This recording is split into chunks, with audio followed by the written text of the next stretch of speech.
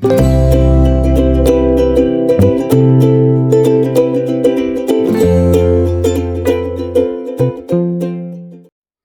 আলাইকুম সম্মানিত দর্শক, আজ আমরা ফিউচার সিম্পল বা ইনডেফিনিট এবং ফিউচার কন্টিনিউয়াস টেন্সে বাক্য গঠন আলোচনা করব।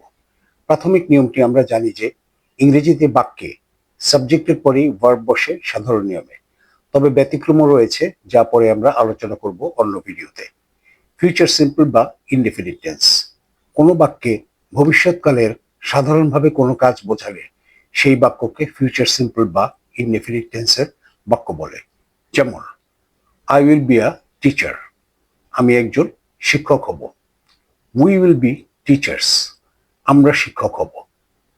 You will be a teacher, তুমি একজন শিক্ষক হবে। ইউ উইল বি টিচার্স, তোমরা শিক্ষক হবে। He will be a teacher, সে একজন শিক্ষক হবে। আবার, I will study in the evening, আমি সন্ধ্যায় পড়ব। We will study in the evening, আমরা সন্ধ্যায় পড়ব। You will study in the evening, তুমি সন্ধ্যায় পড়বে। He will study in the evening, সে সন্ধ্যায় পড়বে। They will study in the evening, তারা সন্ধ্যায় পড়বে। Sabbir will study in the evening, Sabbir সন্ধ্যায় পড়বে। Sabbir and Rana will study in the evening, Sabbir আর রানা সন্ধ্যায় পড়বে। Future continuous tense, I will be playing in the afternoon, আমি বিকেলে মাঠে খেলতে থাকব।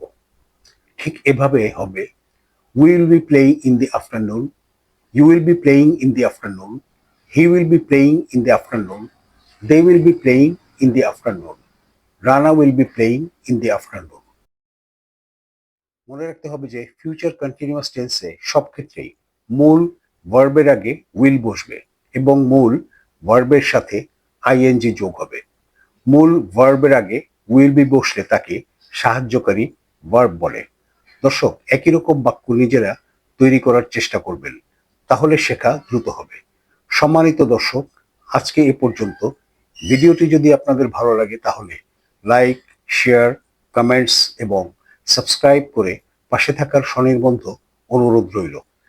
চ্যানেলের বিষয়ে আপনাদের পরামর্শ সসম্মানে গ্রহণীয়। আল্লাহ হাফেজ।